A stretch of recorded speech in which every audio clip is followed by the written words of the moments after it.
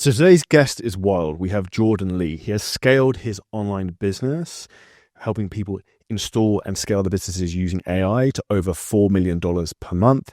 He spends over 7 figures per month on paid advertising. He's retired at the age of 29 and was originally from Newcastle, the northeast of England.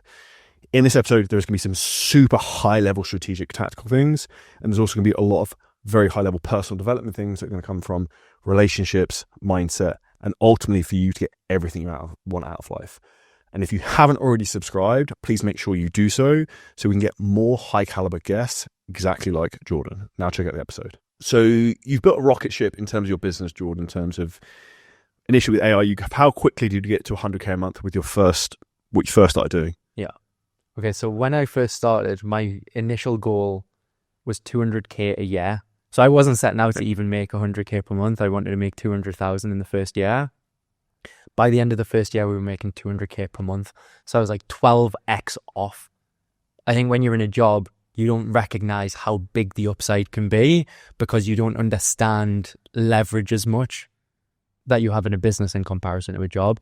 So yeah, I probably hit 100K within like 8 months, 7-8 months, and then 200K. But the growth, of course, it plateaus out at certain times, but unlike earnings within a job, when you have a business, the revenue can exponentially grow. You can really get that compounding effect if you're doing the right things in the business. So we've definitely experienced that. With that initial move into terms of AI, what was the thing that gave the idea or you saw the opportunity? When we first started, I first started by myself, laptop, right? Quit my job, basically on the kitchen table. And I'm not a super technical person. Most of my skills were around account management, business development, a bit of sales. I would say I'm a pretty good generalist, right? I understand technology at its very basic form, but I can't code, I can't develop software, I can't do integrations personally. I signed a couple of clients basically on a consultancy basis, helping them to basically acquire new clients. I quickly recognized that if I wanted to do this well and at scale, I needed marketing skills, which I just didn't have. So I started buying a load of courses, programs, mentorships, the standard thing, learning a bit. And I was very fortunate to meet a guy called Jacob, who's now my business partner. He was currently running a marketing agency. He was 23 at the time. He'd got it to like 70 grand a month. But he never had a job, right? He's from a family of entrepreneurs, built his agency when he was in college, and now he was making decent money, but he was missing the hiring, he was missing the building a real business. So I said, look, why don't you come on board with me? We'll do this together. And he was going to come on board for a project, take like 35% of the project. I was going to keep 65%. Once we started working together, I was like, you should come on board full time. I give him 50% of my business. Best decision I ever made. And we then started scaling that business. So right away, literally as soon as I set up the business, we started using AI tools like Instantly that we just mentioned before. And Jacob and I signed the first 5-6 clients super quickly, and we were charging about a £10,000 to £15,000 setup and about £5,000 to £10,000 a month. So we were charging fairly high ticket in comparison to a lot of people in the marketing space, and that's because we position ourselves as partners. We position ourselves as an authority. We didn't just position ourselves as another commodity agency. We were positioning ourselves as a growth partner who had all this innovative technology, and we were ahead of the curve. Companies who have money but don't have time are very happy to pay for those skills. So it wasn't a hard sell. It always come down to they wanted what we had to offer. Did they have the cash flow for doing it? And because we were targeting businesses between 3 to 5 to 10, even 50, 100 million, they always had the money, right? So sales come in super easy, but then we realized, shit, we have to deliver to all these people. And the back end was messy. It was like there was, like the swan looking cool and calm and collected, but underneath we were scrambling. And we hired a virtual assistant who's now our CTO. He was just leaving high school, 18 years old, from Poland, super talented guy. He's over in Dubai with us now, Blaze. He's basically now built our full software system, but he started to connect what we were doing on the front end, promising with the deliverables needed in the back end. So we started leveraging really third-party technology that's already built, already working, already had results. We just used that ourselves, built some basic integrations, worked really hard to get client results. And over the last 3 years, as we got better, as we built SOPs, as people wanted a license more and more, we were like, okay, well, how do we do this at scale? So you move from more of a service base to a consultant's base. That's what we moved towards in year 2. And then year 3, which is the growth that we've had this year, we packaged all of the success that we've had in terms of how to identify the perfect niche, how to build a great offer, how to create leads from Facebook to, and we were speaking about a lead gen before.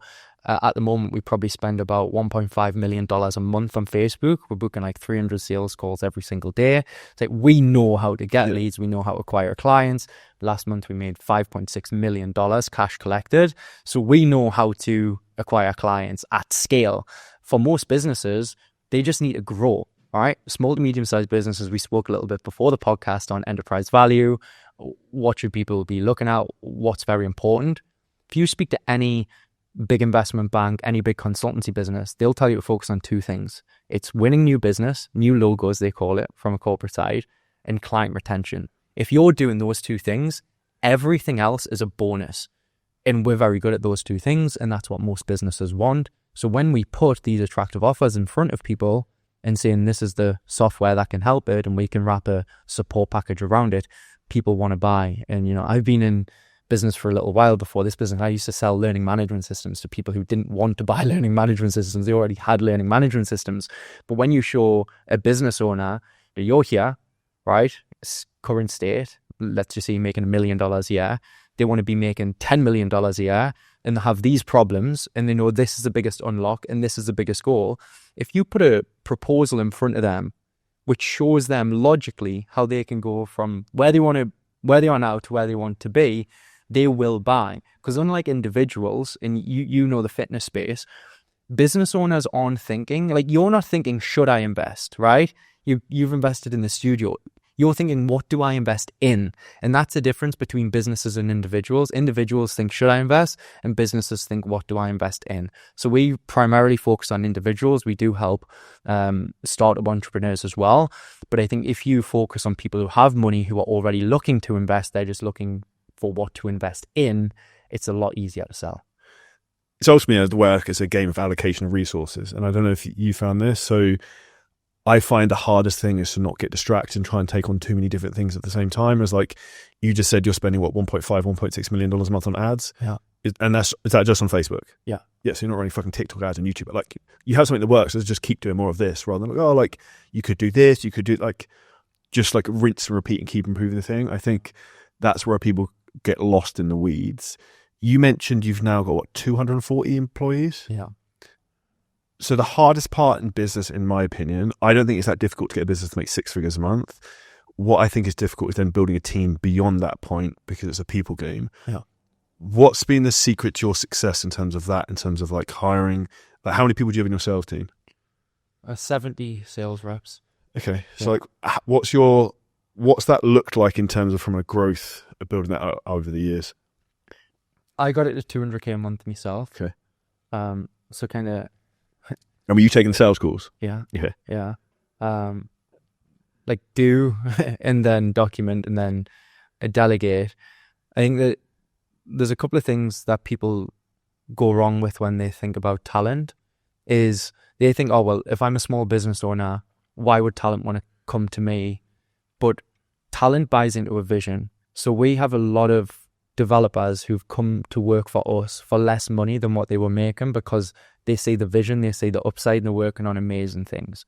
So it's not always about the money, but it is about the vision. It's about their growth. So it's similar to sales. If you're speaking to an individual and you can show them how joining your business can be a great pathway to success, they'll want to join, right? But you have to have something exciting. Most job roles that you look at online, they look like a prison sentence. You must be online by 9 o'clock. Like no one fucking wants that. People want to be around high quality people, high level people, and to be working on things that they are truly passionate about, that's meaningful to them.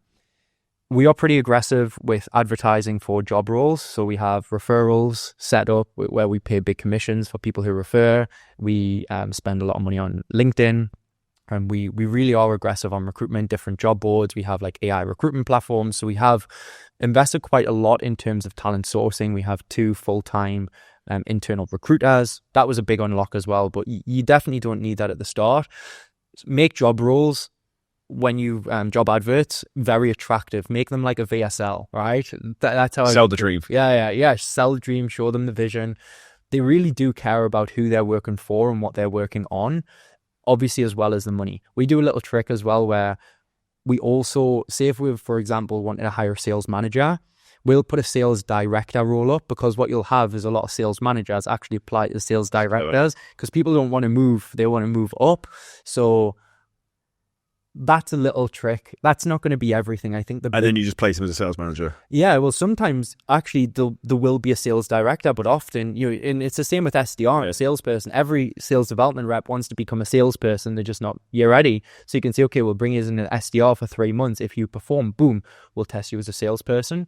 So that's just a little trick. We also make the job role package in terms of their remuneration very attractive, and then we negotiate. So we don't just, if we're, say, offering a 200k salary and someone applies for the job and they don't have all the skills and experience to bring that 200k's worth of value to the business, we'll say, look, let's bring you in at, say, 150k or 120k. Let's give you these bonuses in the next 12 months. We can get you to this level. So I think sometimes people look at talent like it's very black and white, where actually there's so many things that you can do to get really good talent. Where we made the mistake is we didn't audit people. We brought people on who we thought were smart and we trusted them to follow the process. Big mistake. It cost us hundreds of thousands, and if we didn't start doing it, it would have cost us millions. I also think one of the other errors that people make is you have such high standards for yourself as the owner. It's almost the perception from like you and I and most CEOs that I should be working the hardest, I should be the most dedicated, I should be the highest performer. I think that's a wrong way to think about it. I think that can be true and it will help the business, but also I have team members who work harder than me. They work more than me, and I would say some of them are more dedicated than I am. And when you get that into your business really starts to grow without you. Like this guy, Raheem, he actually works with a lot of our clients who are our disgruntled clients, right? So he has a horrible job. His wife was literally having a baby and he was just scheduled onto a group call. He dialed in literally an hour before his wife had the baby. I kicked him off the call. I was like, Raheem, go spend time with your family. But that's how dedicated some people are. And he was ex-Amazon. So he was used to working for the corporate man, that he was just a number. We treat him like a real valued person. He wants to give his life to us.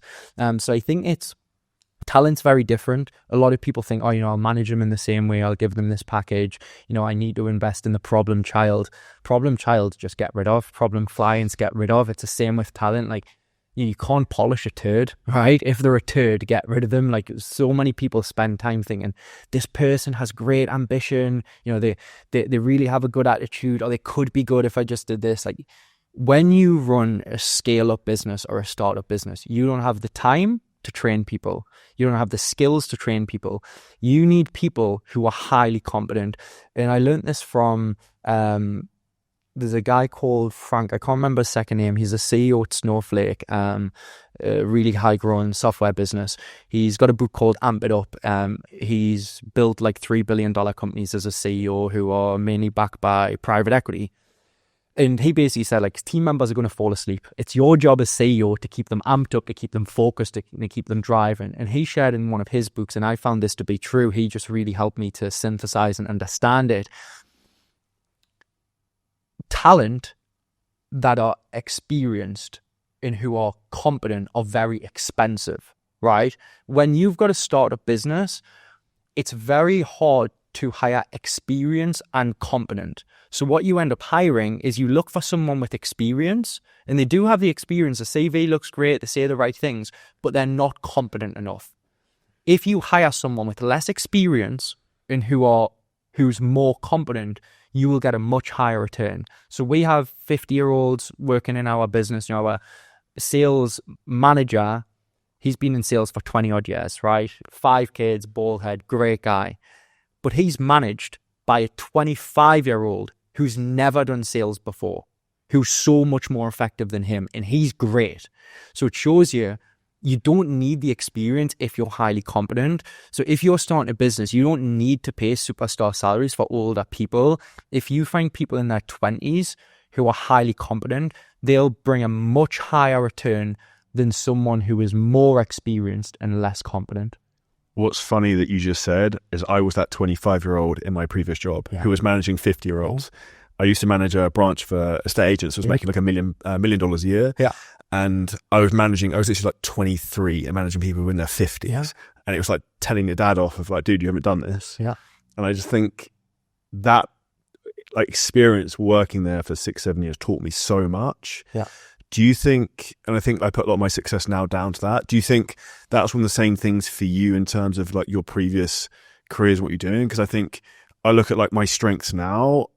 I spent years like understanding how to manage teams, operations, like how things actually worked and how to run a business, not just like create content. Yeah, definitely.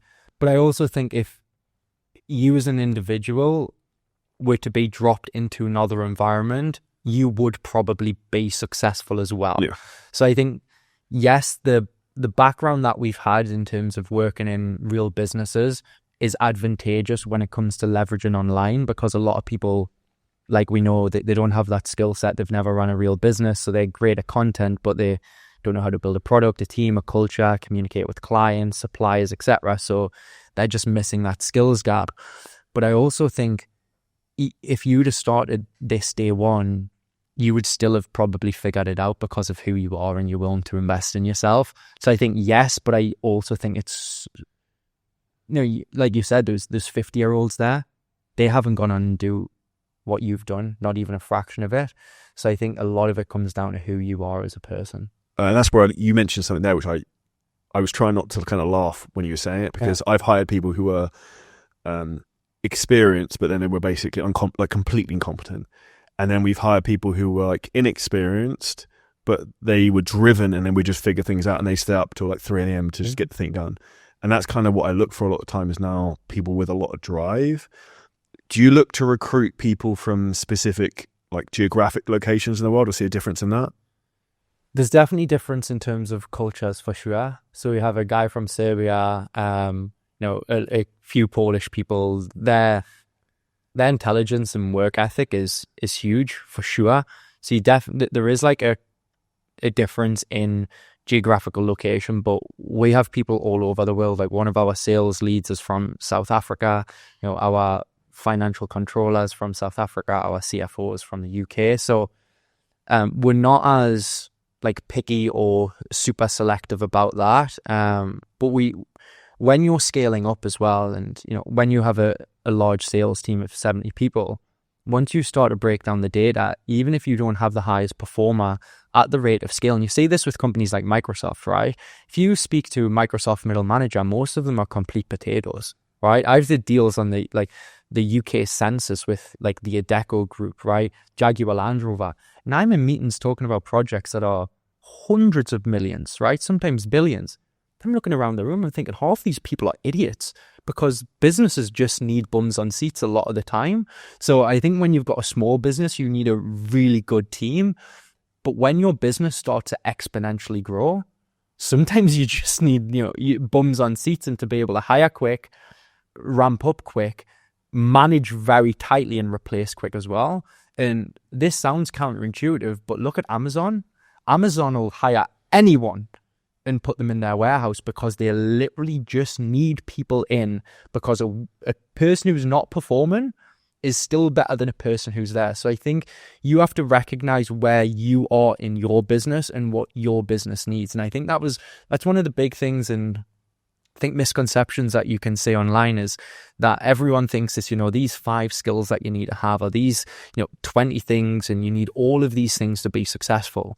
But it goes back to what you said at the start is, if you're putting $1 into Facebook and getting $5 back, just keep putting dollars in as much as you can until it breaks, right? So I think that, when we hadn't hit $1 million a month, we thought that it was like finding a unicorn. All of these things needed to align and stuff like that. But it's actually normally just getting 1 or 2 things right. And I'm more than happy to share what those are and were for us as well, because I think business is a lot more simpler than what people think it is when they're first getting into it. You know, they look at maybe a business and they're thinking, you know, my business is easier to run now at 5 million a month than it was to run at 100K per month. Like way easier. Dude, I like someone messaged me yesterday who's from the UK, and I saw it on my Instagram, and it was like, I don't want to have a business and they live in the UK. I don't want to have a business that makes 100K a month because I don't want to give 60% to the government, and I don't want to give 30% to my team. I was like, I literally couldn't have been like any more like infuriated or kind of angry of like how like retarded this is, because I'm like, you know, like limiting beliefs. Like I could smell it through the screen, and I was like, for me, that's just wild. Yeah. What was it in terms of you that initially got you to that kind of $1 million a month, and then like the couple maybe levers you had to pull to do that? Yeah, definitely your offer.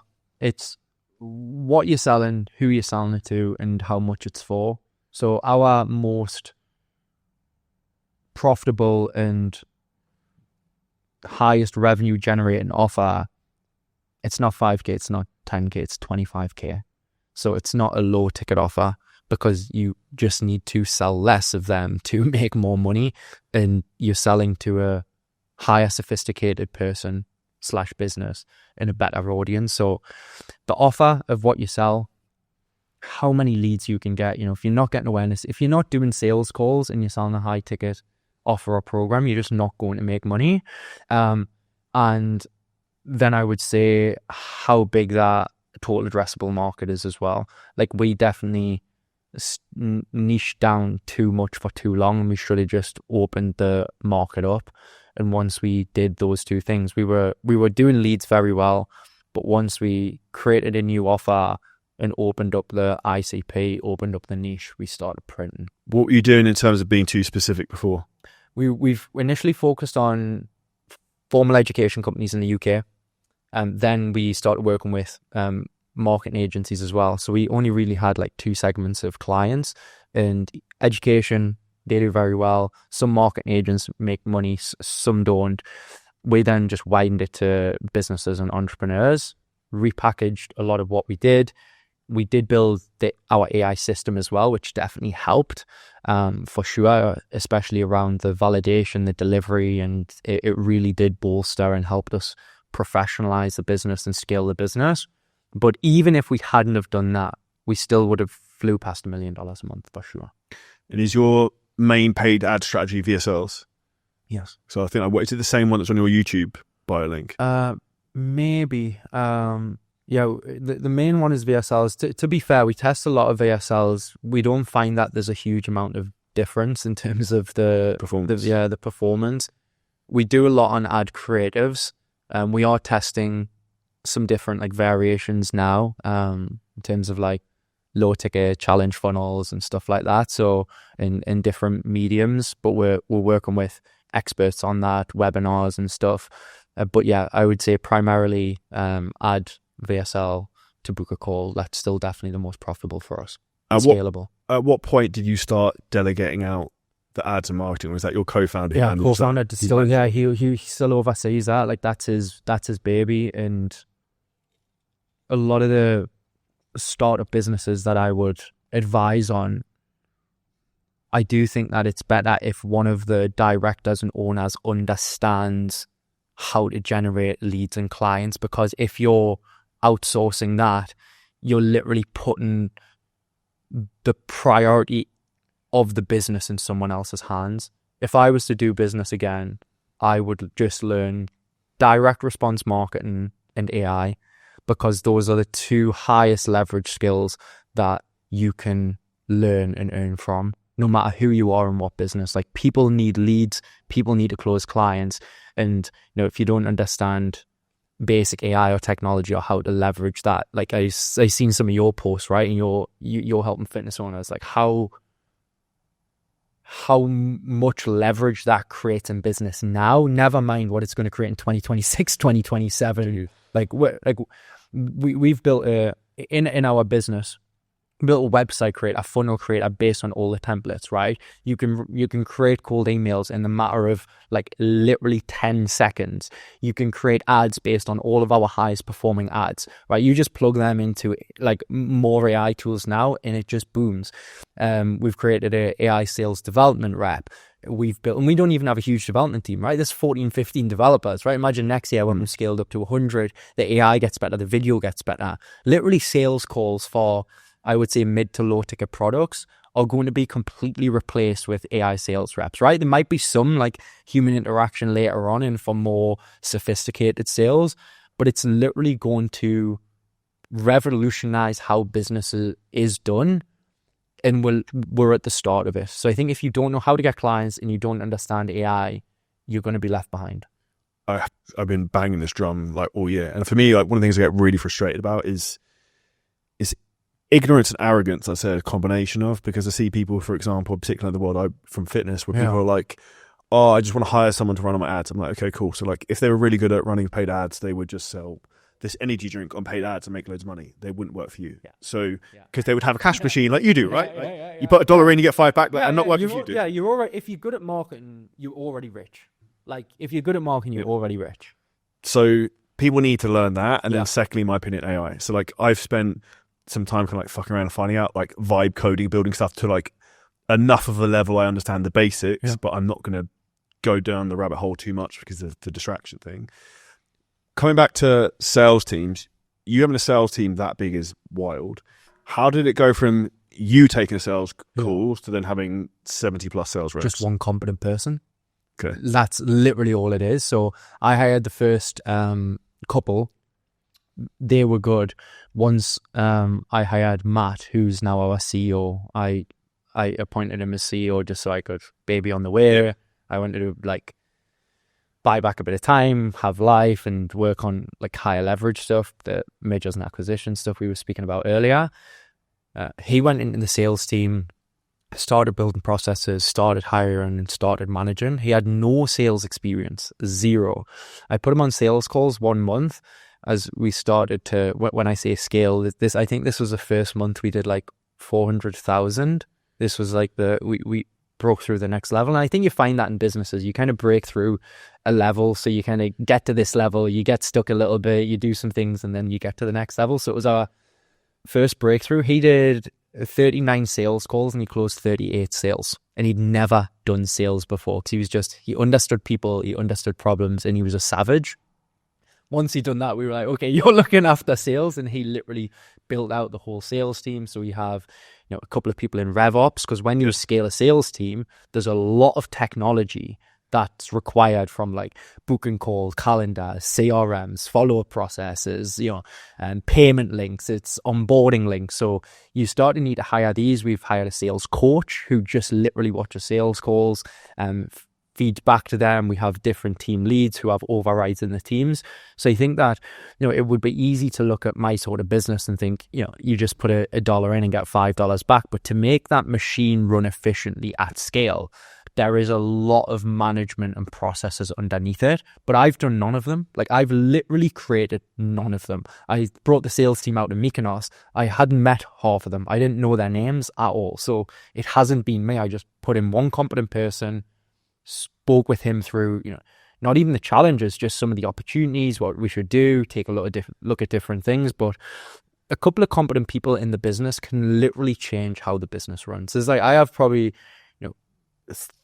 3 people outside of Jacob, my business partner, whereas if they left, I would really not like it and we'd have to change some of the things in the business. Almost everyone else, I don't want them to leave. I value them and I want them in the business, but I could replace them. So and that's out of 240 people. There's 3 people who I would literally like die for. And it comes back to what I said earlier, it's just people game at a certain point because you didn't obsess over the problem, you just found the right person to fix it. Yeah. I say people, process, and management. If you get those 3 things right, and a lot of small business owners do management wrong. They think that if they are tough on someone, if they put someone on a performance improvement plan, if they, really bollock someone, that the person is going to leave. That's just not true. I've never lost someone because of that. Like we basically have 0 churn within our staff base. We basically never lose staff. We we put pressure on people and people leave off their own accord and we sack people. But I've never lost a person who I actually, there was one person who left who I wouldn't have wanted him to leave. He left because he wanted to do his own thing. He ended up coming back to us. But that was one person in 3.5 years of scaling a business. But most business owners, when they first get started, think, oh, I can't do that. Well, what if he leaves and I want to? And it, like again, it's just the wrong way to think about it. So I think that's because most people operate from a place of fear. And something I like to say is like they're playing not to lose rather than playing to win. Yeah, that's a huge one. And I think this crept up on us last year because when we got to, we were making like 500, 700K per month. We started living a nice life, right? Moving to a nice house, you have a nice car. You think, fuck, I don't want to go down. Don't fuck it up, yeah. Yeah, and I think we did start to play not to lose rather than playing to win.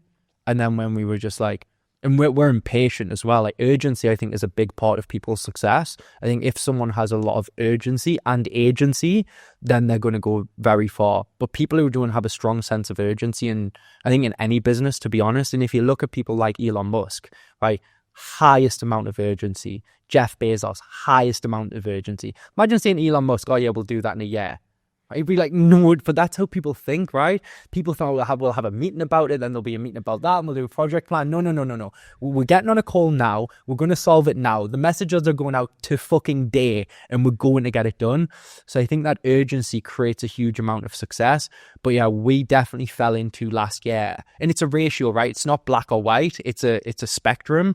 But we definitely went too far towards the playing not to win over, playing not to lose over playing to win. It's easy to fall into especially when you start to get the stuff that you really like.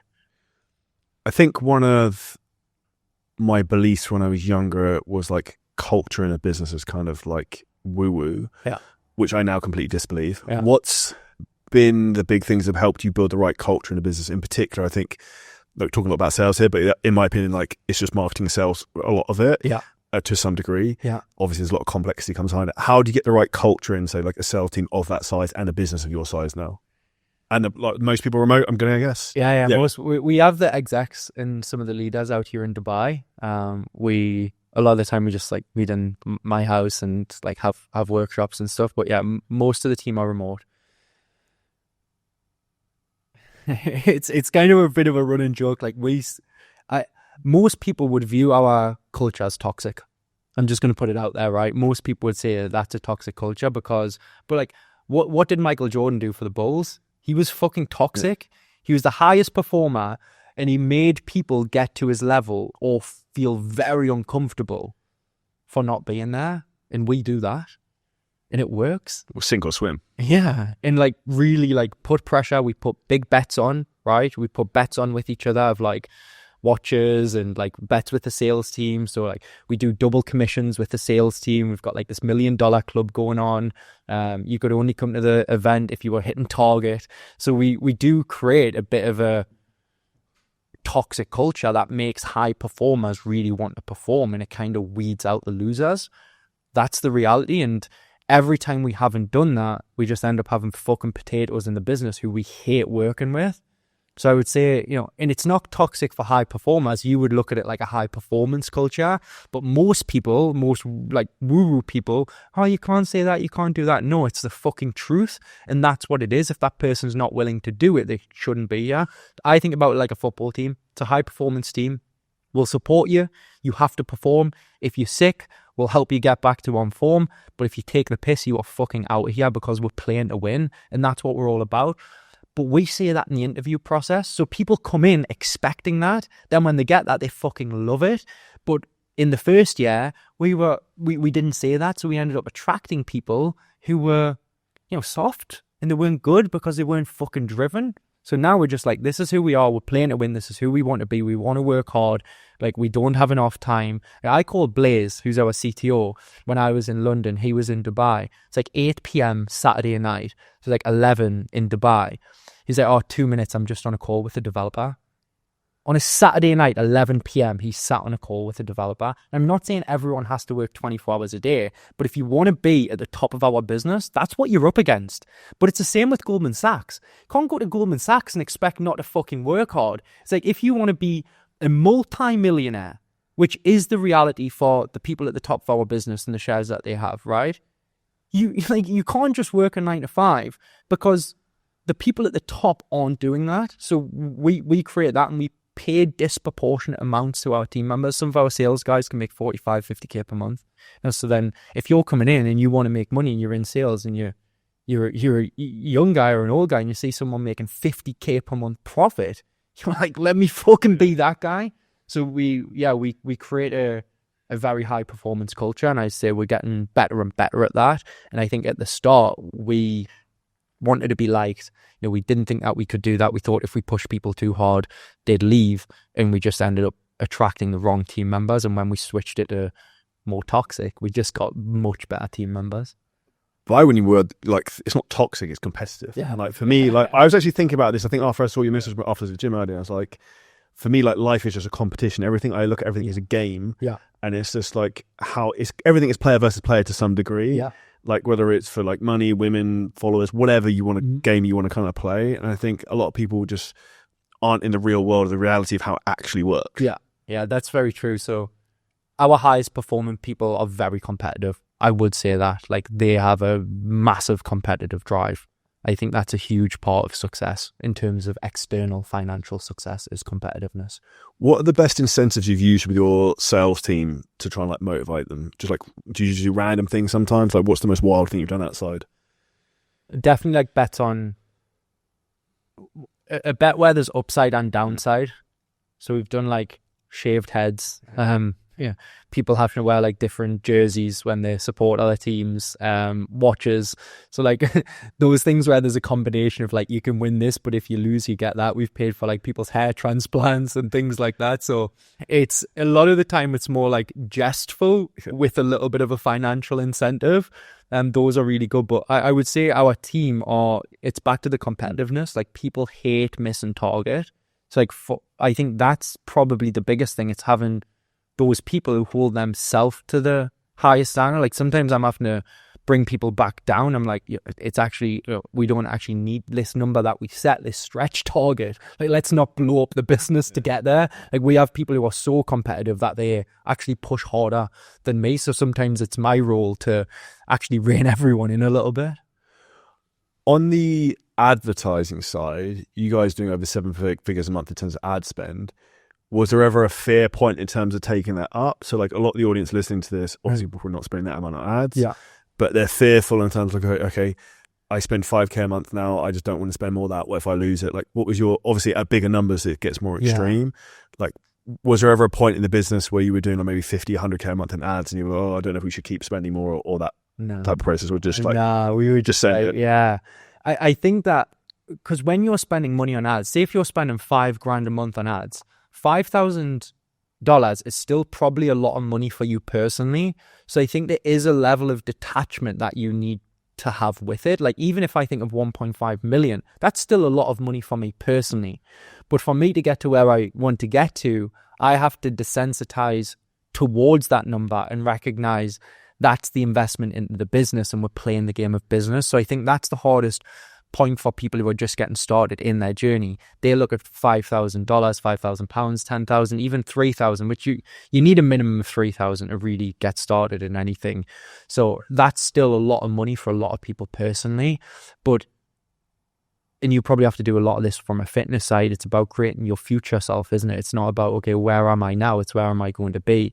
That $3,000, that's $5,000. That's going to be nothing to me in a year's time. So you almost have to do a little bit of reprogramming to try to desensitize yourself from the amount of which it is. Because when you scale up, it is a lot. Like I said, if someone's like, do you want 1.5 million? I feel like, yeah, that's still a lot of money, even though we are spending it every month.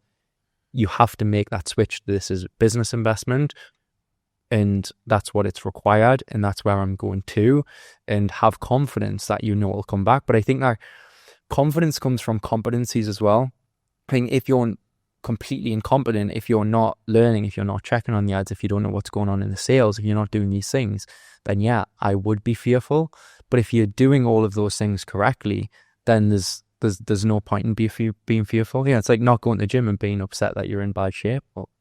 What did you expect? Yeah. Do you think anyone can actually scale a business online without paid ads? Yes, but you need a different model. Like you would need like really good referral processes or outbound processes, or so if you were getting people in through organic and then people to be able to scale with their network, I think it's going to be a lot harder. I much prefer direct sales, so I would try to get ads working.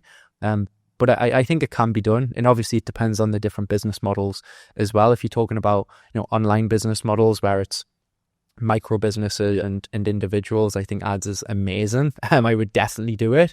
But yeah, I definitely think there's models that are proven that can do it and will do it in fitness and in lots of other areas.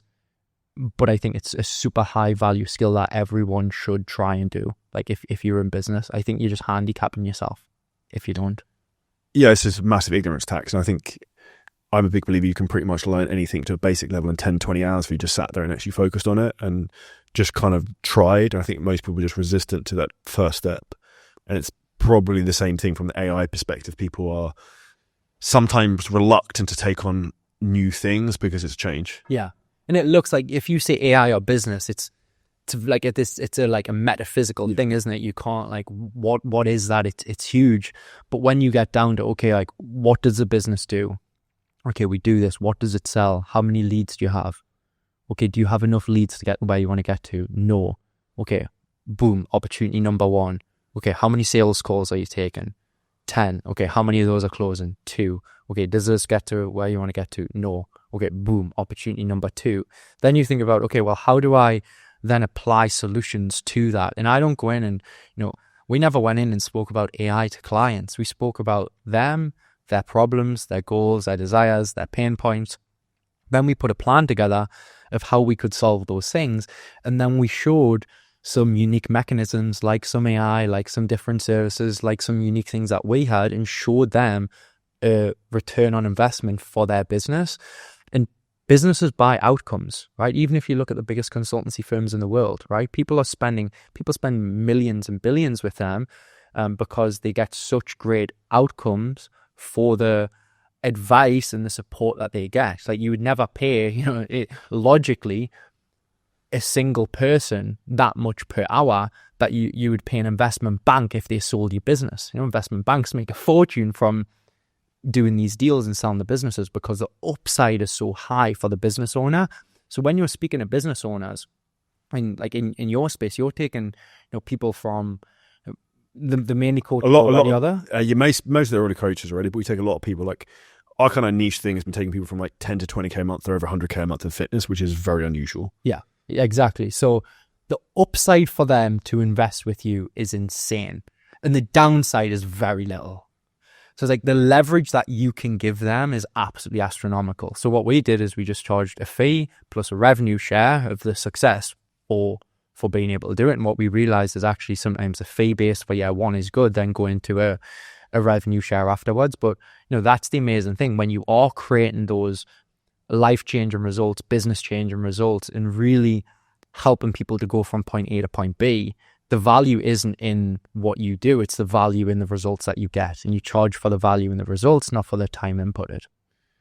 I think even from a working perspective, that's the same as like, the point is to be effective, not busy, which I think most people Yeah, and in corporate, people love being busy, don't they? How are you? Oh, very busy. I'm very busy at the moment. I'm like, okay. Yeah, if that's what you value yourself on, like my goal is to not be busy. I don't want to say that I'm busy. I want to say that I'm chilled. Like if I'm busy, I'm doing something wrong. Talking about AI, yeah. What do you think are the best tools people should be using, or the best tools you guys would recommend? Yeah, so I'll plug us now. If you go to aiacquisition.com, like we share not just like what our tools do, but also all of the third-party tools that we leverage, because what we do is we focus on creating success for businesses. We don't want to be all things to everyone. We focus on client acquisition, and we're very good at that. So there's a lot of other tools out there which are great for example, we use Delphi that creates AI avatars, which I don't know if you've used it. It could be really not we use Delphi. We started using HeyGen. And okay, yeah. So Delphi's it allowed us to like program all of our basic content into, so then our clients can just ask it questions and it's literally me talking back to them. Like, I don't need to recreate that because there's already a tool out there that's very cost effective and it works. But Instantly, one that we mentioned, we still use that for the lead generation system. We've done some really cool integrations with it. So there's a website called Isn't AI for that, or for this. So yeah, I think the tools out there, there's literally so many you can use, but it goes back to that, like, being overwhelmed. You know, it's that, like, what diet would I be on? Or should I do ads? Should I do TikTok? Should I do Facebook? It's not going to be the tool that makes you rich. It's going to be understanding the problem in the market, how to apply the tool, and how to leverage the business model. And that's what we did for years. We did this for like 3.5 years, services and consulting. And now we've been able to put that IP into the technology, which now gets the results because you work and you understand the information space very well. Information is great as long as someone uses it, right? Not everyone does. Those people who do normally get exceptional results as long as they buy the right information. But if you provide that information and support with the right tool, you just really improve the likelihood of success, and it gives a good level of tangibility as well. So I think that once you start to understand those components and put them together, that's when you can really start to get outsized returns. How do you, like, the evolution of AI in the last 12 months is insane in terms of like progression. What do you see that looking like in the next 12 to 24 months?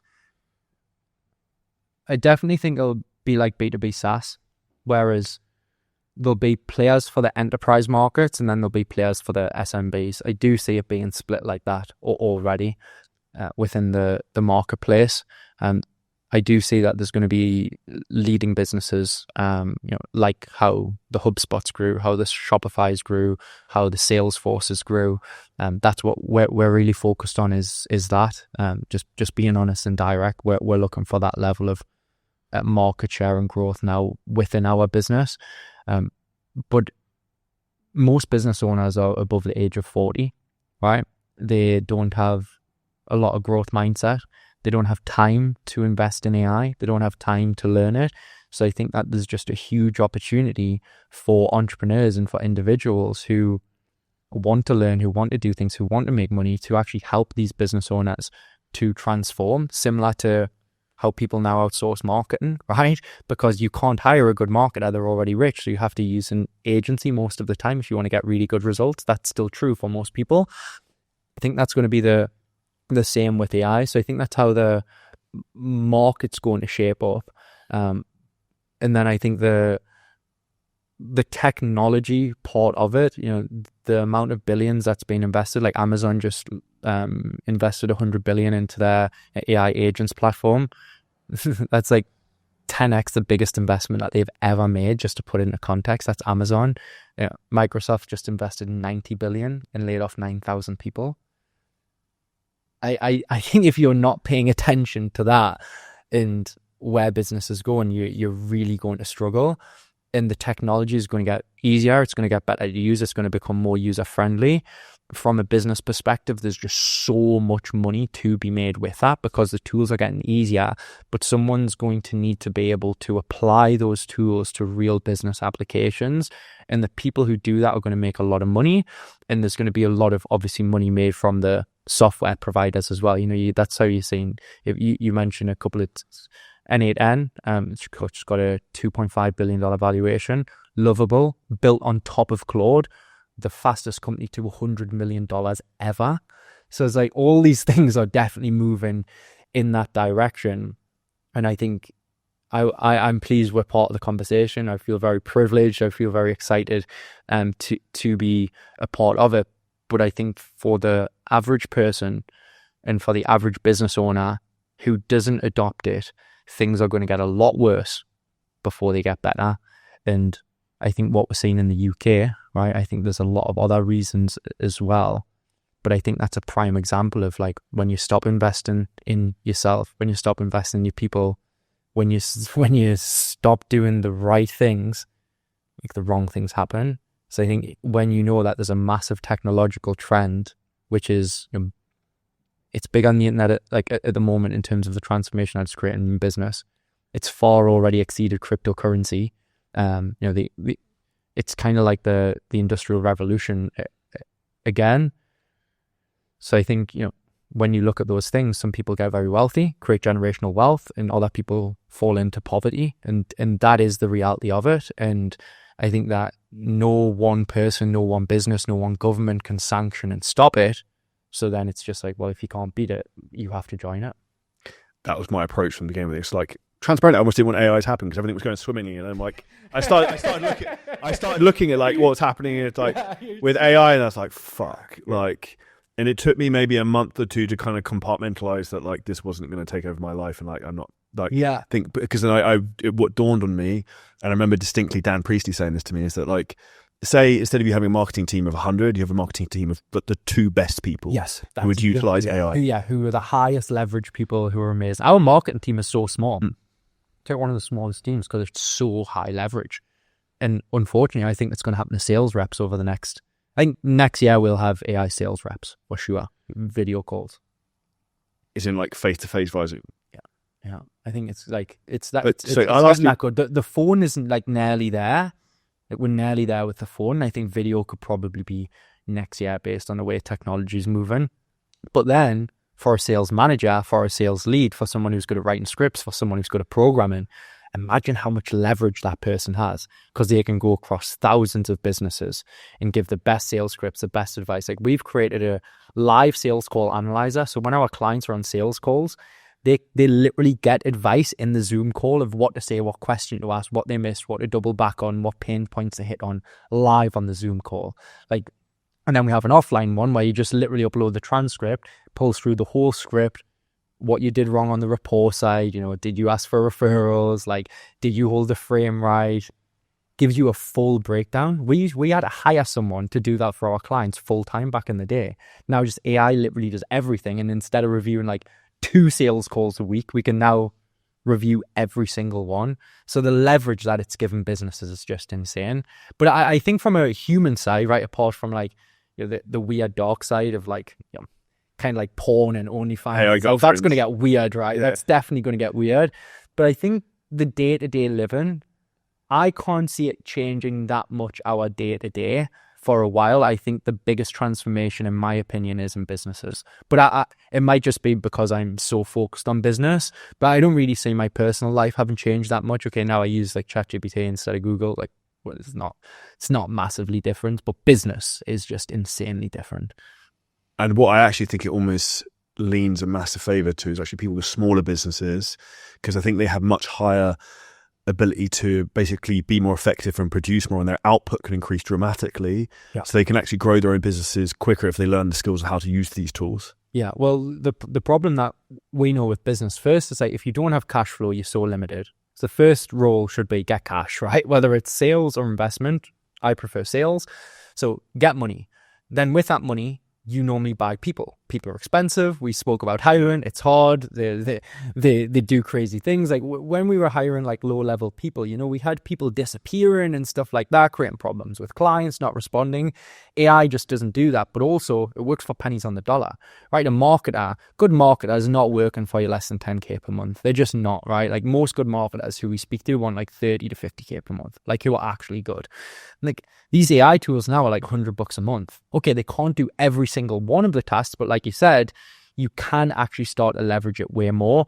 But I think that's when it comes back to having agency as a person, because a lot can be worked out now, right? If you, like, we've created our own programmed consultant that's based on top of different LLMs with all of our SOPs, coaching, consulting services, all the advice that we have, all of our templates, all of our success, all of our case studies.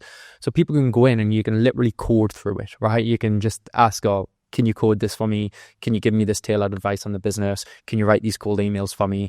Can you write these ads? So you don't now need like to have as much of the domain expertise in everything, but you need to be the person who can put things together. I think if you don't have agency now, you're going to get left behind. It's connecting the dots, and I think that's always kind of been my fun thing of like, again, seeing things like a video game. It's like, how does this all kind of map together, and just coming up with ideas for how you can kind of utilize these things. Cool. Let's delve into some of the personal side of things. So I think one of the things, Yeah, I went deep on business, huh? yeah, we were super deep into business. So I actually, ironically, came across you because my partner, I think, sent me a post of maybe you and your partner. Yeah. And because I think I really like the way you put yourself on social media. You also talk about your relationship. You have very good values and kind of like morals with everything out there. I think a lot of people in the business space sometimes either don't, if they have that, they don't show it, or they don't have that. They're kind of like two-dimensional in terms of like they're just this, if that makes sense. Yeah, for sure. And I think Dubai as well, like you can come to Dubai and go to the beach clubs and get distracted by the baddies, right? Let's be real. It is what it is. You've got money in Dubai and other capitals as well. Like it would be the same, Vegas, LA, New York. I think deciding, which is cutting off other options to build a type of life that you want that's fulfilling, is the same as deciding to get up when you're already in great shape, when you're already wealthy, living on the palm in a Ferrari, to get up and still go to the gym. Like I see it as very similar. And I think that if I was to, and I think about this sometimes, if I was to just chase like materialism and success, I know that I would regret it in later life. And most of my joy comes from working with and having great relationships. Like my business and life is very much connected. Like Ajman, he like comes into the house, he'll like speak to my wife. Like my wife's really good friends with my business partner's fiance, so I really don't see like life and business as separate. And I think the corporate world, that's a very sad thing. It's like the one person at home and then they've got to be this like fake person in their job. And for me, I think one of the blessings about entrepreneurship and having a really high quality partner is that those two things come together. But I would put a lot of my success down to Stacey for sure, and not in terms of like she doesn't work in the business, right? She doesn't do business at all. But when I met her, I recognized that I wanted more. I needed more to provide the life that I wanted for us. And that's legitimate. This isn't like an Instagram post or anything like that. Like I was working a corporate job, and it wasn't like a super corporate job. Like it was still like a scale up business, but I was working for someone else. I was a managing director. I was still de facto an employee. When I met Stacey, I was like, okay, well, before this, I didn't really have a reason. Like life was good. I was still learning. I was still developing. When I met Stacey, I was like, nah, like I want and I need a different life for us. And it forced me to set up the business, which has been probably one of the best things that I've ever done. So I think that people, like, I didn't understand it at the time, and it's very hard to quantify, but it's also very real. I watched one of your videos. You said something that she didn't want you to start the business, though. Yeah. I think in general, like, people who love you, and particularly the ladies in your life, can be risk averse, right? Like every time I went on to the next chapter in my life, my mum didn't want me to, right? And I know that story. Yeah. And I think Stacey's the same. They see the risk when you see the opportunity. And she just come over from Kenya. She won a modeling competition, so she was scouted to come over to London. We literally lived right next to each other. Everything was going good, and I was like, okay, like I'm leaving. I was living in a house at the time that was owned by the business. So I was like, I need to move house. I'm moving close to client. I'm setting up this business. Now I had like a couple of million in share value. So I was like, I'm walking away from these shares to like set up in a computer. So for her, it's like, what? Like, why would you do that? Like, life is good. There's no problem. But it was my job to foresee the future and to see what life that I could provide. And, the facility of running your own business, it's not like, I don't, like, I accumulate money, but I don't save money. It's a different mentality. If I want something, I'm just like, how can I make more money? I think people think about like saving in business. Oh, what's it going to cost next year? Who gives a fuck? You'll be rich by next year. Like, focus on making money now. So I think that when you like, it is definitely a mentality thing that's programmed when you're in business. You'll never get that mindset as an employee because you don't really see the upside. But yeah, I would put a huge amount of the success to Stacey, even though she didn't want to. She was a huge driver to why I want to. And now with a first child on the way, there's an even higher incentive. And I don't know if you feel the same way, but I wasn't raised with a lot of money, but I was raised with love from my parents, which I'm super thankful for. Like, my son is going to be raised, going to school in a Rolls Royce. Like, he's probably going to know that he has more money than most others. I think the worst thing that you can do is raise an entitled child, and I think it's a parent's responsibility. So then I'm like, now it's not just about, okay, well, I've worked hard over the last 10 years to make this money, right? And I've only really made serious money within the last 3. But now it's not just about having the money and looking good, which, most people like to do on Instagrams and stuff like that. Because my kid's not going to understand. He's probably going to start to understand the world when he's like 7. Okay, well, that's another 7 years, right? I would have been making money for 10 years. He's going to see me in a very different stage of my life than when I was grinding hard, working up in the morning to go work in a factory, right? Working 2 jobs. He's not going to see that. So I know now that I can't just be this person who's like, oh, well, I've done it. Let's just relax. Let's just like chill out. And yeah, I'm not going to go back to that level of grind because I want to keep more awareness. I want to work on high leverage things. But I don't want to be the person who's not a role model to my son or my daughter or even towards like my family. I still need to have that level of discipline, learning, developing. And it goes back to what you're saying. You do see it in Dubai. People who've been raised spoiled, overweight, right? They just desire. And I think that's very, people want to get rich because you want the nice house, right? You want the cars, you want to be able to provide that. You get that. You don't want to stop being the person who actually built that life. So I think that's what's kind of on my mind at the moment, even though I've achieved probably more than I thought I was going to do in a shorter period of time. I think that there's a real knowing inside of me is like, yeah, the achievement on the external is one thing, but it's actually how I am day to day. Like, how am I showing up for Charlie? How am I showing up for the people here today? How am I being polite to Ajmain? And I think that becomes as important as having the success. And I think those things come together. I think people think, if you get the success, you let go of these. Actually, with the success has allowed me to spend more time and money and understanding to think about these things. And it goes together really well. And it's the same thing. I think life is so beautiful when you can understand how you can start to integrate these things. Just because you have a Ferrari doesn't mean that you need to pull out in front of someone, right? You can let someone buy. And I think that being a good role model, being a good leader, and good is subjective, isn't it? But I think if you live life with good awareness, you take action on trying to do the right things. Not saying you're going to be the perfect person, right? You might still have desires, you might still have some addictive tendencies, you might still have sometimes where you fuck up, you get angry, you do pull out in front of someone, but you pull yourself up on those things and you try to hold yourself to a bit of a higher standard.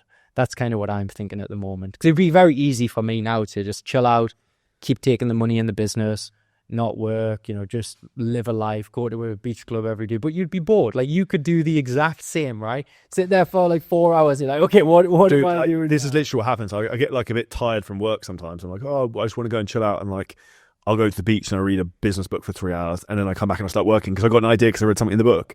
And I think that's also where your values are aligned, because you actually do the thing because you like doing it rather than you have to do it. And I think why some people fail is because they are forcing themselves to try and create a business where they don't maybe really actually even want to do it, because like, it's hard. And I think some people see the glamorous side of it, but like a lot of people don't see maybe like the difficult side, in particular at the beginning when you have the least amount of skill, the least amount of resources, the worst mindset is the most difficult. So like, the deck is very much against you at the start, but I think the further you kind of get up the hill, the less friction there is to some degree. It's more of, I think, of a mental game of keeping in the game, if that makes sense. I agree. But I think at the start you've got nothing to lose, so fuck it. Yeah, like that's the good thing. Like, when you're at the beginning, you literally have nothing to lose. Okay, you have a job. Can you get another job? Yes. So why wouldn't you just set up a business, right? And most businesses now, most models, fitness, you can set those businesses up on the side whilst having a job. Just exactly what I did. I set my business up on the side when I have a job. Closed my first client, left my job. So it wasn't high risk. But how is that high risk? People think having a business is high risk. You have multiple clients paying you. Having a job, you have one client paying you. It's actually lower risk for me having a business than having a job. Like, 9,000 people laid off in a safe job in Microsoft. Come on. But yeah, I think at the start, people think, especially like, and I see this in our some of our clients who would work with us to improve maybe like their marketing, right?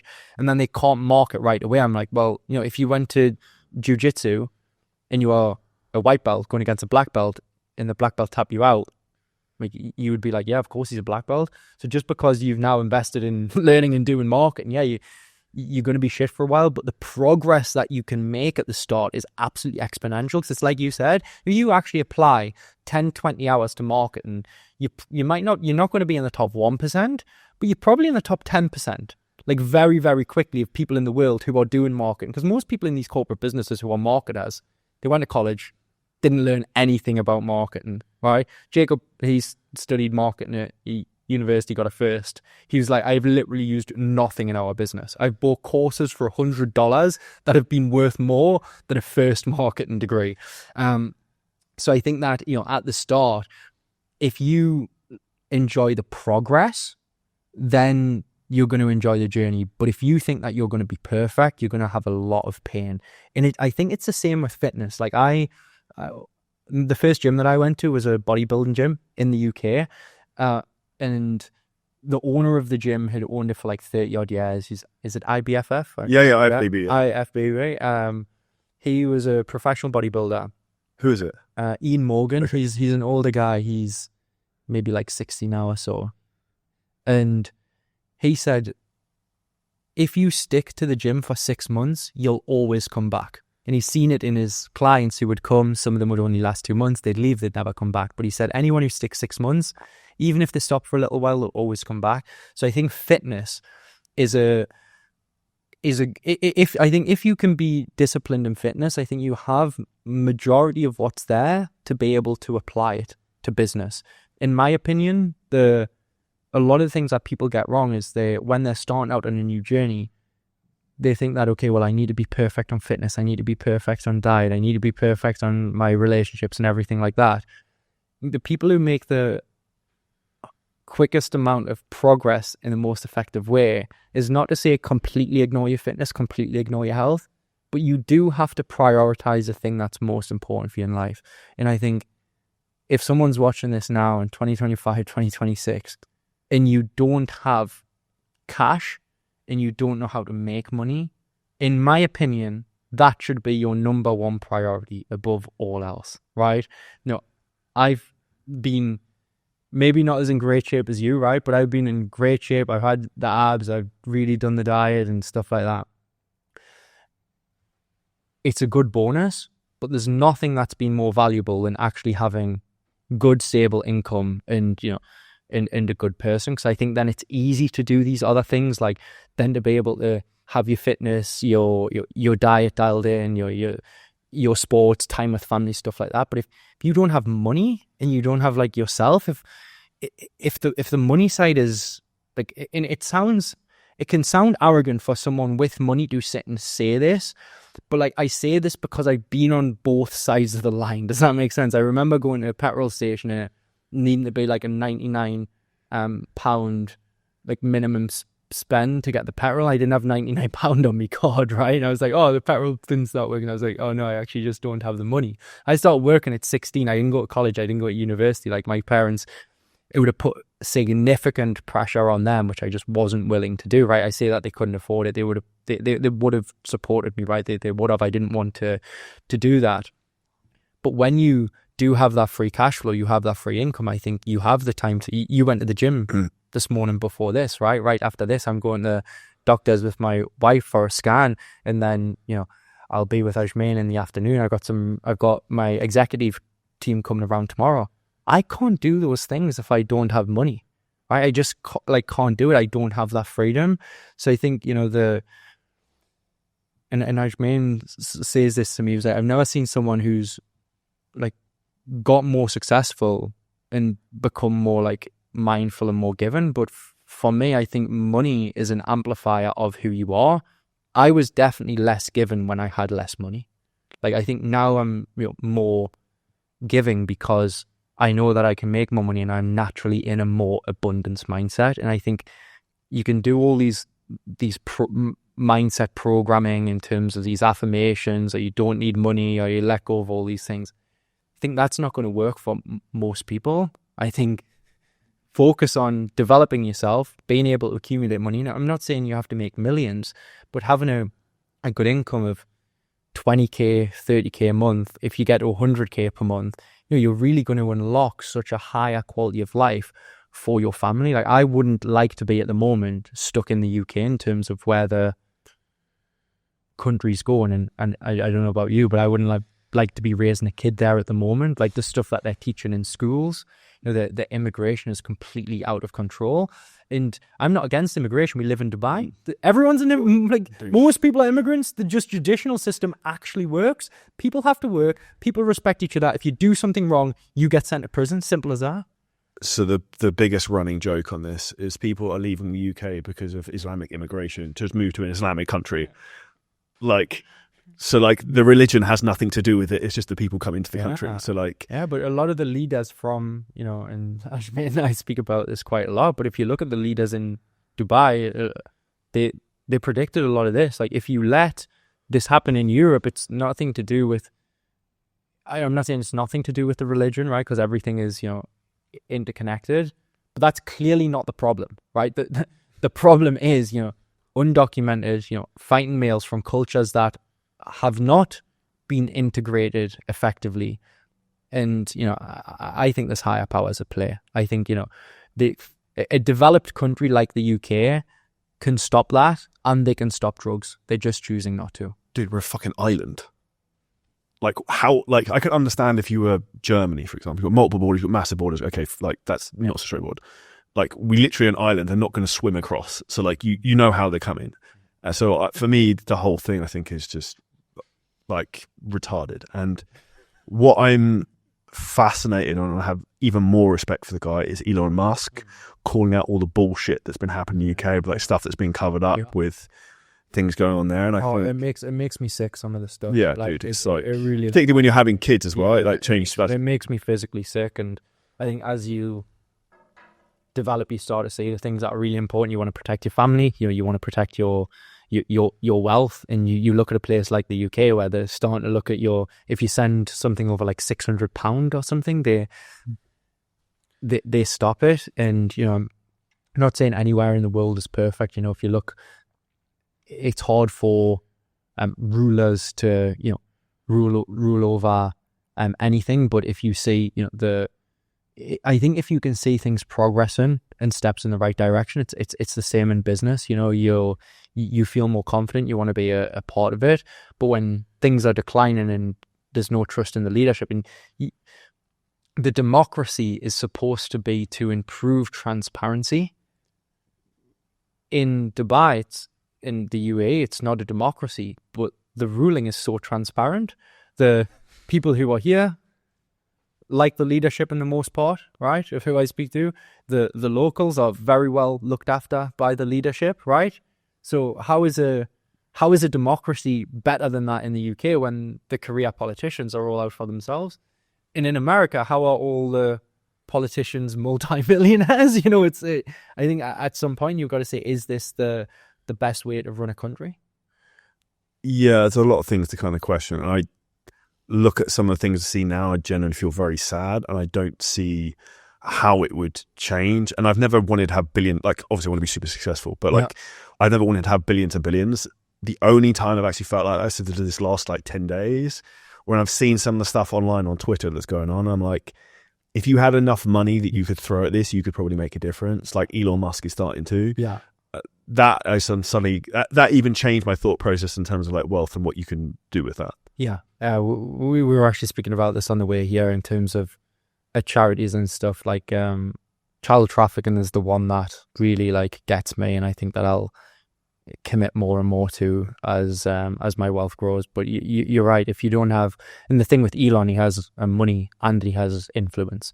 So when you have that, and you have a super powerful personal brand, and as your wealth continues to grow, your influence will be much wider than if you don't have money and you don't have a personal brand. So I think all of these things that you're doing to help not just your audience but your clients and anyone within your vicinity is just a net positive, especially when you push it in the right direction. I think it's very easy to, when you're not a business owner, when you are feeling broke, right? You're feeling poor, and you do have that negative mindset to think, oh well, it's okay for Charlie, it's okay for Jordan, it's okay for not comparing ourselves to Elon, right? But it's okay for those people to feel like that. But I think as you do gain more wealth, you start to care about things more outside of that, and it's the old additive is like an empty stomach, one problem. It's like hunger, isn't it?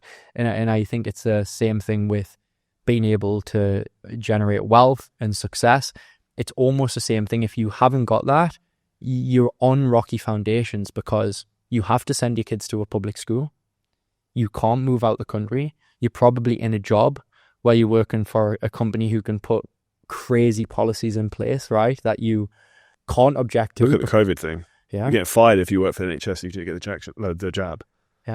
Cool. Yeah, that's a whole nother thing though. Yeah. Well, yeah. So I think that becoming independently successful is probably, I think it's one of the greatest things you can do, if not the greatest thing as a man. And I met my wife when I didn't have a lot of money, but I was still a driven, ambitious person. And you even attract a higher quality partner because of that. And people say, oh well, women are gold diggers, but my wife is like, well, I want to be a wife. I want our kids to be provided for. I wouldn't be with a man who can't provide. And people lose their fucking minds because of that. But she also didn't want to have a child until we were married. I was like, I didn't really see until I was married the value in marriage, to be honest. So I could have easily not got married. And she was like, no, but I was like, I'm ready for a family now. She was like, okay, well, we're getting married. I was like, fair, right? And since we got married, I actually do see the value. I feel like we're a family, which is very interesting, because I didn't think that I would feel different, and I do. And I'm very pleased that I got married based on that. But at the time, if you would have said, like, do you want to be married? I'd be like, I'm ambivalent, right? I don't care if I do, I don't care if I don't. I'm really pleased I did. But I think those values, and Stacey's from Kenya, I think a lot of people now, especially who are successful men, are wanting to be with in relationships where the feminine wants to be feminine and the masculine can be masculine. And that's being driven out in the UK and in the US like super hard. I think the pendulum swing is coming back a little bit, because I think they went like so far with it. People are saying, oh, actually, like, fuck this. Like, we actually do want to be men, and we do want to provide. But I think if you're a man and you can't provide financially, you might not end up in the right romantic relationship that you want to be in as well. So that I think so much is driven from success. And we're here today because we are, in most people's eyes, successful people, and only people will watch this if they want to be successful and they deem us to be successful. So I think it's fine to speak about success, but I think in the UK it's almost like weird. Like it's almost like negative, like, oh, they're arrogant and like stuff like that. It's like, actually, no. What's the other side? We're just confident because of the actions that we've took over and over and over. It just reminded me of, as I was moving to Dubai, someone said to me in the gym I used to train in when I went back, oh, you're back here slumming it with us now. I was like, that's the exact fucking reason I'm leaving. It's because like people have that mindset. Yeah.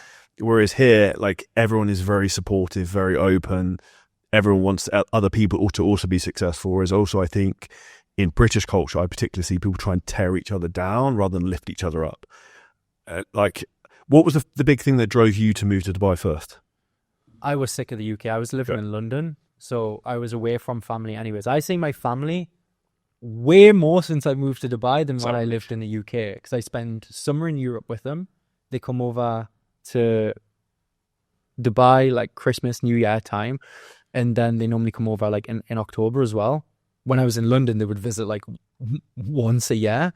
So I had no ties to London. Stacey just moved there, and I was like, I'm sick of London. I want to move. And she at the time she was modeling, and London and Europe, Paris and Milan are very good for modeling. But even that, which is like that was her dream job. She was doing it. She was actually very unhappy doing it, like because she was traveling all the time. She's having to stay in like hotels or models' apartments, and she literally just wanted to be home with me and build a family. So I was kind of ready. I was getting a bit sick of London. I didn't really see the downfall of London too much. I think I was living in a little bit of a bubble, but I was just ready for that next chapter of growth and wanted to like be in the sun more as well. Like the UK is literally raining 9 months of the year, isn't it? And you've got 3 months which are decent. So I was definitely ready for that next chapter. I'm going to be honest, tax was a consideration as well. You know, when we started getting up to a couple of $100,000 a month, I was like, okay, well, if I want to start taking this money out of the business, it's going to cost me. Well, it's the same thing. I was like, so how do I even spend this without getting nailed? Yeah. And also, I was in London. There's sometimes like a Sunday afternoon. I'd been working all week, and we lived in a beautiful apartment block, to be fair. It had like an outdoor swimming pool, heated jacuzzi. But I was like, what do I do now? In Dubai, since I've moved here, I've never been bored because it's just like, there's so much you can do. And I think, you know, like you said, just even going for a walk on the beach, you don't have to be going to beach clubs all the time. And I think that's a lot of the misconception. There's no culture, it's all a flash. I don't see that. I see that there's actually a lot of wholesome things to do. So I think there was a culmination of different things. I tested it out. I did get a bit cold feet closer to the time. And I was thinking, am I going to get caught up in the cars and the women and stuff like that?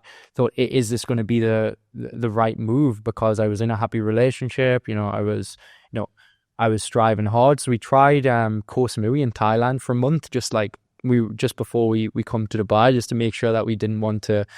But yeah, I was like, nah, I actually want to be in Dubai because I think this has, for me at this moment in time, the best of everything.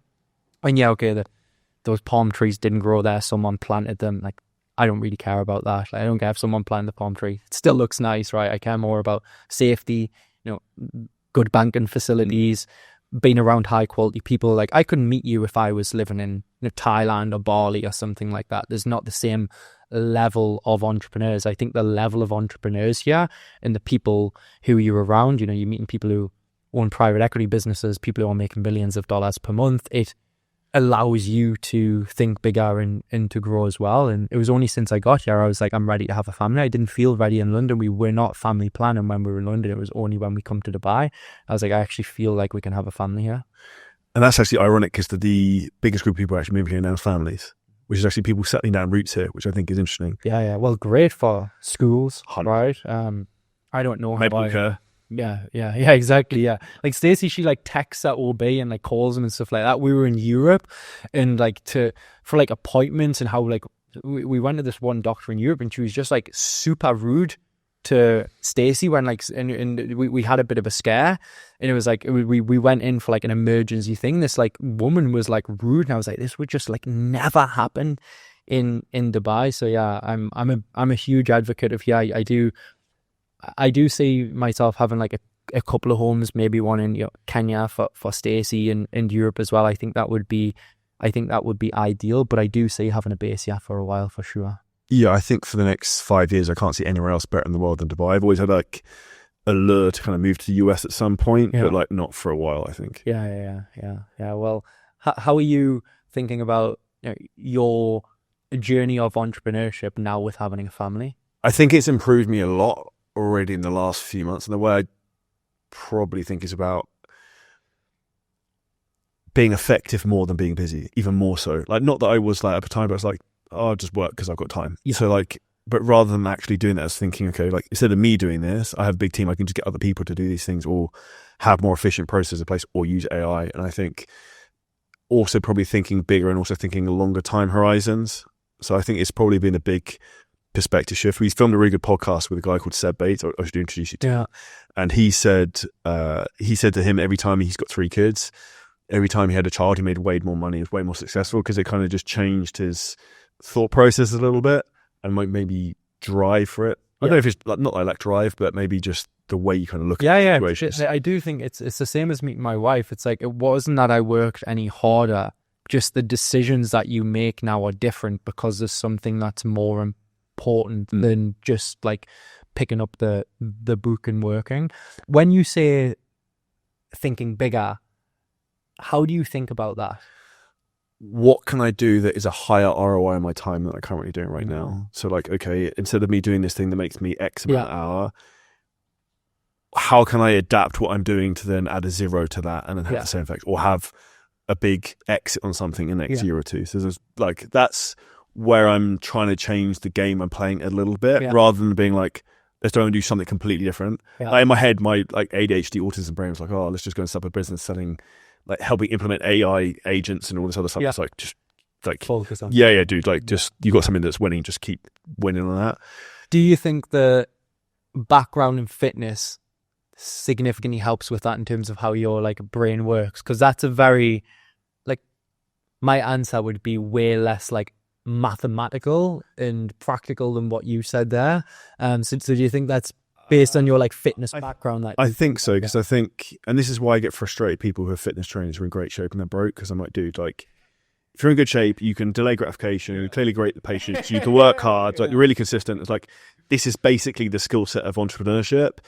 So I think I've always probably thought in longer time horizons. If I was open and transparent, the thing I struggle with is maybe I'm always thinking about the future rather than the present. So it's like, I try and consciously think a bit more about being where my feet are, if that makes sense. Yeah, it's interesting. One of the projects that I picked up at the moment, there's a sense of urgency on the projects just to hit specific like KPIs, key performance indicators, basically just like key milestones by specific dates. And Jacob, my business partner, who is an incredibly talented person, works very hard, works on very high leverage things.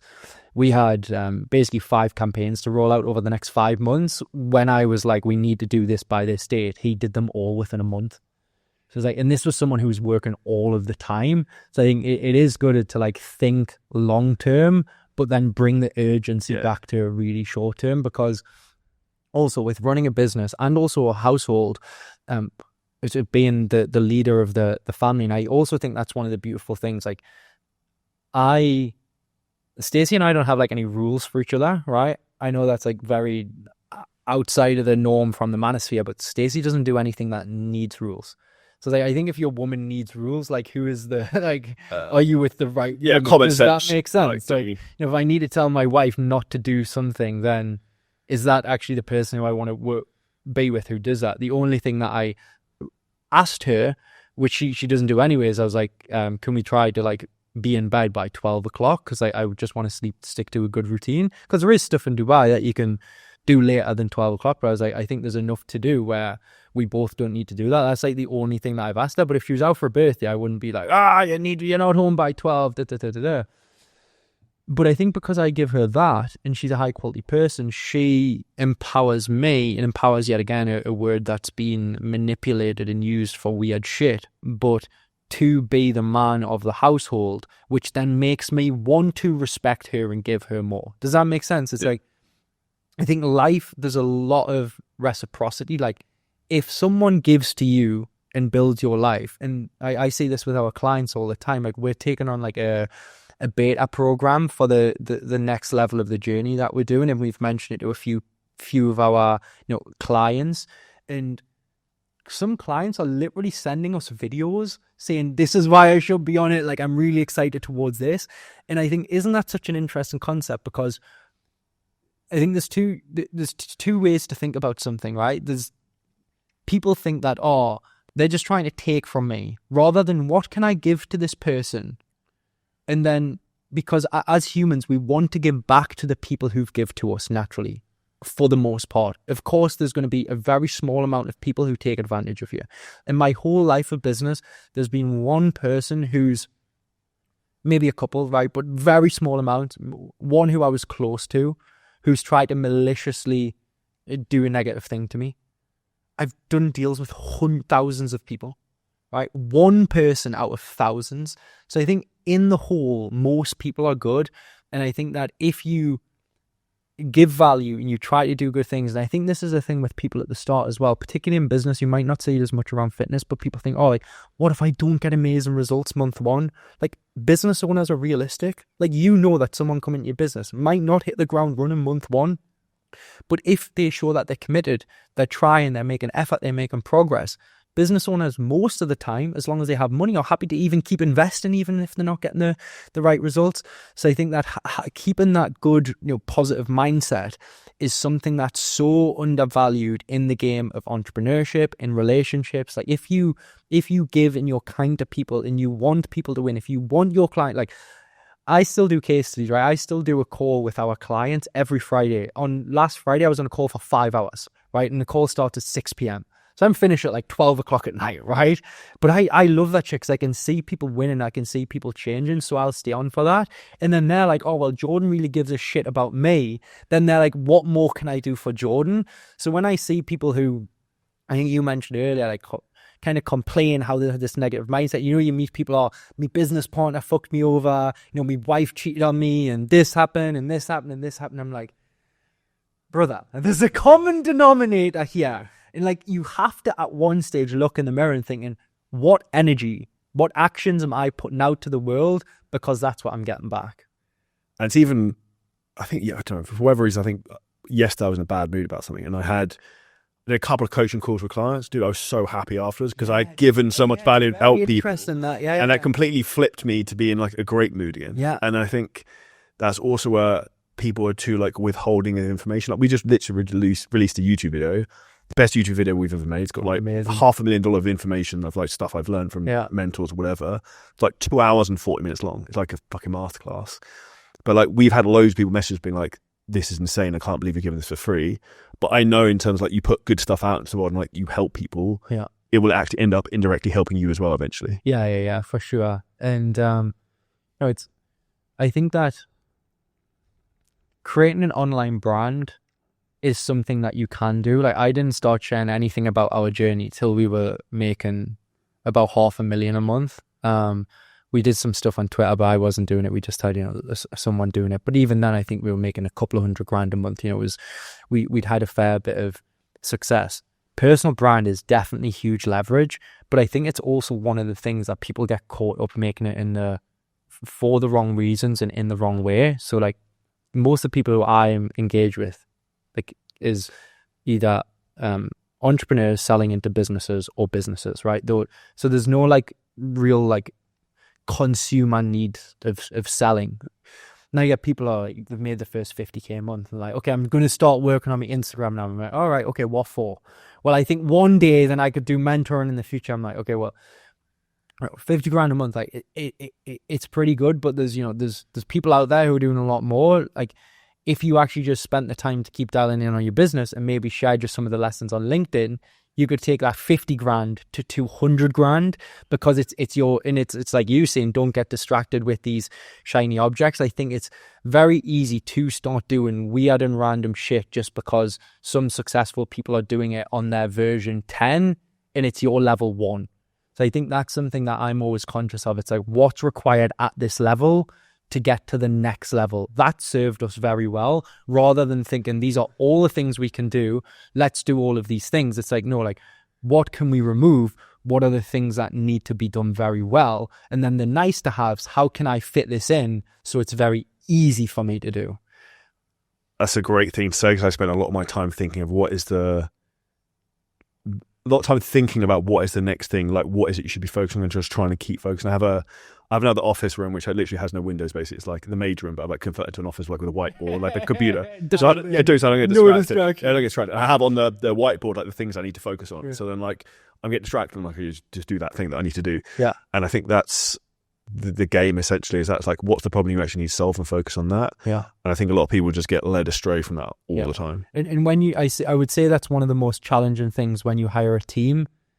They can go off into different directions and they do need a lot of programming and time and they do need work. So I think as an entrepreneur, it's even more important for you to stay focused because if you're not focused, you're not going to communicate with your team effectively. And it does become it becomes like a huge network of then people who are not focused as well. So I think that when you do grow a business and if you're at the head of it, everyone is looking to you to see how you behave, what you're doing, how you turn up, what you focus on and what you're telling them to do. And I see that is definitely one of the problems in part of its culture, like you were saying. But a lot of the time, because we are entrepreneurs, and a lot of entrepreneurs are by nature challengers, we don't really love being told what to do.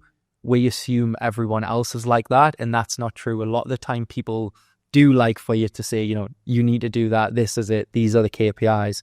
And I think in a lot of small businesses, that doesn't always happen. And it comes back down to when working with clients too, especially in businesses, people get so focused on results, right? And results are important.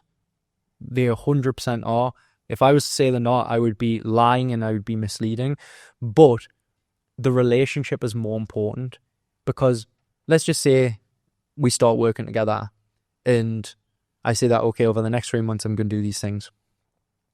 We're in month 2 and you haven't got the results that you expected, but I've been communicating effectively. I've been saying, this is a problem that we're facing. This is what we're taking action on. Can you help this? What do you think about this? This is what we're thinking about pivoting and doing.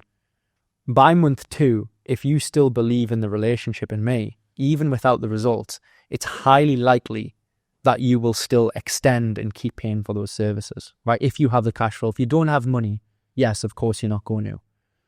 But the other way around is, and I've seen this happen a lot, I could be getting great results for you, but if I'm not communicating with you, and I'm not talking, I'm not sharing what's going on, and I'm not, you don't really see me bringing value outside of the results, you start to think, paying this fucker a fortune? How do I start to do this myself? So yes, of course, we should always be working on results, and we really focus on the results. But what I've found is the relationship is almost primary to the results. And when you get those two things working together, that's when you really start to get those clients for life and clients that'll really scale. So I think that when you're starting a business, we obsess over you need to be perfect, you need to be great at all these things. Sometimes it's not. It's actually just about being able to effectively communicate. And I think that's the same with friendships, with relationships with your wife, relationship with business partners.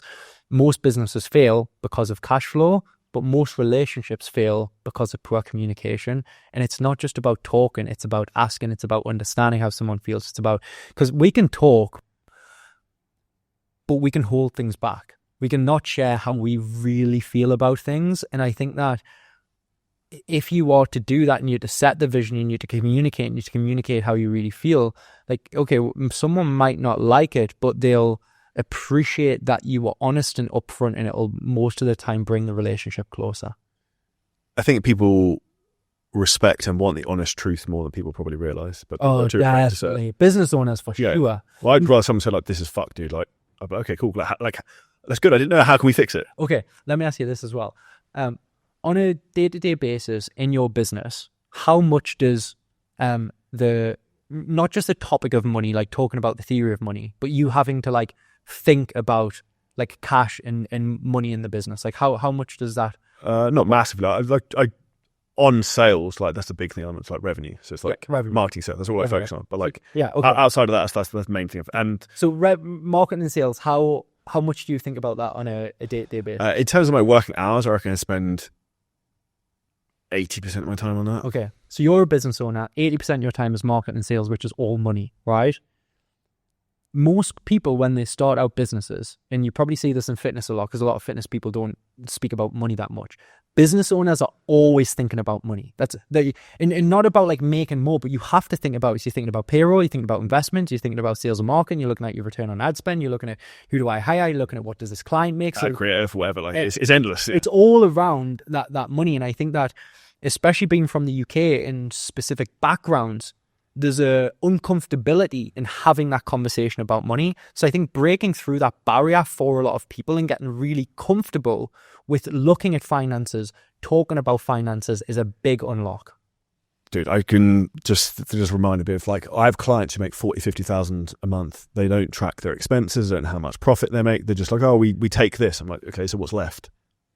I was do you think that's important to check? Do you track? So I still go through all of our bank statements, credit cards. I go through everything once a week myself just to check everything. So I know everything dialed in. Yeah. It takes 20 minutes. Yeah. That is also the other thing. I think, yet again, I'm not good at finance. I have a lot of people, I don't know anything legal. I was did you read the contract? They're no. I'm like, it's in fucking English. Can you read English? Yes. Read the contract. If anything's weird, flag it and ask, what does this mean? And obviously with AI now, you can be proactive. You can just download the bank statements, put them in there, put contracts in, rewrite me this. And yes, of course, it doesn't take away from professional lawyers and accountants, but it helps you to understand and break down those barriers. And right now, we spoke about the downturn of economies like the UK, challenges around the world. We've a client, the two Indian business partners, right? Like Indian, like English is very like Indian heavy accents. They're making over $100,000 a month, right? And we've a guy as well who set up his business when he was at college, and he's got like really bad chronic health conditions. Like sometimes he can't get out of bed. He's in a wheelchair. Like Daniel, really great guy. And he's closed like a couple of deals. And yes, he's not making hundreds of thousands a month, but I think that these self-limiting beliefs that it's okay for them because of insert excuse. But now I think it's the easiest time to get rich, to make money, and to build something of value because of the online economy. There's, like you said, if someone just watched that 3-hour video, could someone make some money after watching that? Of course they could. But 99% of people won't. Yeah. And I think that's what you said earlier. It's like if you, even be saying for either me, if you, whatever you did, you would have done successful because you just figured it out eventually. Yeah. And I think that's just where it's, people think it's all about being in the right place at the right time, is being the right person. Yeah. And having the right mindset around that. Yeah, for sure. Because I remember when crypto come up and I was speaking to a guy he was one of our advisors at the time in the last business from a like financial side, and he was like heavily investing in it, and like I had already wrote it off that, this is just like, and to be fair, I had no money to really invest. I couldn't have really done much with it, but I still could have like learned about it. And I was like, I remember being so close-minded towards that. And then, thinking that, I'll never do that again. Right? I'll never be that close-minded and just like, right. And it was the same with online business. I thought that I had a friend who's going through all the Tai Lopez things. I was like, I'm sure that thing's all a scam. And then when I actually, of course, there's bad practices in every industry, but actually there's some really there's some of the quality stuff that I bought online. Mentoring has given me. I bought a consulting from an entrepreneur, like kind of like a coaching thing. When I set up my business, it was like 10 grand. I put it on a credit card. It's probably the highest ROI thing I've ever bought, because it just give me some insights and I suppose confidence, clarity, which then give me confidence to then set up my business, which is now making millions a month. So I think that I think people who are not, it's just easy as well when you see someone online who's like kind of flexing, and it works, doesn't it? It's attractive if you're recording a short in a Lamborghini versus or your Ferrari versus in your office. People are going to think, oh, Ferrari, right? But it's easy to, immediately judge someone online and not like them. So I've definitely had to work on like rewiring my brain to like not be judgmental on the first thing that I see before actually understanding it. And I think that's a lot of personal development as well, and also experience. Yeah, because when you fuck up you learn from both. Or I think you don't just learn from your losses, you do learn from the success that you have as well in terms of analyzing. But I think, we live in an age of information now where not just information is readily available, curated information is available because of AI. So you can literally put any PDF of a book into AI and be like, I have these problems, I have these questions. Can you give me an opinion on what this, super successful billionaire thinks, and apply it to my situation? So it now has, information is now readily available to everyone. So that's why you're seeing most millionaires are self-made as well, which I just think it's an incredible statistic to be able to share, because if you're not a millionaire, it shows you that, well, most people who are actually did it themselves. And I think with now the age of AI, a lot of people are going to get very rich from it who have good skill sets and who apply themselves. And those who don't apply themselves are really going to get left behind. I think it's, for me, I think it's going to be, is dangerous the right word? I think it's kind of scary in terms of how much it's going to create in terms of upside, but also there's just not going to be a need for people who don't apply themselves in businesses because their tasks are just going to be completely removed. And this is the way I've tried to explain it to people. It's like the great divide. I see people, there's going to be business owners that are going to absolutely crush the next 3 to 5 years, and then the others are just going to drop massively off a cliff. Yeah. And you're going to be one or the other. Yeah. You have to be. And with every technological revolution, there is change, but also, it's never too late. Like, okay, the best time to plant a tree 20 years ago, second other best time is today. And I think that's another one of the great things that we have. If you do want to take action, you can go online, you can go on YouTube, you can learn stuff, you can reach out. Like so many people who've never, they're like, well, I couldn't make money online. Okay, well, how many business owners have you tried to sell something to? Like nothing. Well, of course, if I had tried to sell nothing to no one, I wouldn't have made any money either. So I think it is, a lot of the things that we've spoke about is quite high level in terms of growth. But for anyone watching this who's on their journey, it is just about taking that next right step every day. And I think if you keep doing the right things, and let's just say, okay, 1-2 days, you take action and you don't get the outcomes that you want, you just tweak the goal, right? I like a reverse engineering. We grew our business by just setting an end of the year goal. That's where we want to be at the end of the year outcomes. Where do we need to be by the end of these 3 months? Where do we need to be by the end of the month? What do we need to have done by the end of the week? What am I doing today? And that was it. Focus on the things that we need to do today to get to the outcome. And you can go wrong. You can change the goals, but it becomes like a guided missile and it takes that fear away. It's the North Star. Yeah. Big thank you for your time today. This was Thank super you, insightful and super high level. Where's the best place for people to find out about you, what you guys do on social media? Yeah, I have a YouTube channel, Jordan Lee. There's also a DJ called Jordan Lee as well, so we're fighting for top position not at the him. moment. I'm not the DJ. It's a side hustle, it's on the AI. Yeah, I'm not doing a DJ side hustle. But yeah, Jordan Lee on YouTube. I post more life stuff. We do have a small business channel as well, AI Acquisition, and LinkedIn. LinkedIn as well. Yeah, to be fair, if you're more professional, but Instagram, Jordan Lee as well. I think if you are interested in AI, there's a lot of interest and stuff on our website, aiacquisition.com, and if people are wanting to get on their journey as well, like I think that if you're in fitness, like people should definitely be like trying to work with you and invest in themselves. And I know that sounds like weird for someone to say because it's like a direct like, well, not why would Jordan say that, but like someone shouldn't tell me what to do. But I think an investment in yourself in the right direction in someone who you trust is only going to be beneficial. But I think at the end of the day, it always comes down to the stuff that you will do with that investment. So I think the platform that you've provided me today, the platform that you provide others, the success that you're having with your clients is incredible. So thank you and keep on doing what you're doing because you are creating that next generation of leaders. I appreciate that massively. Make sure you follow him. Make sure you check out the next videos on the screen if you're watching this on YouTube. And if you would like to share this video, if you tag me in the stories, I will also repost it. And we'll see you next episode coming up. Thank you. Thank you. That's great. Class. Nice.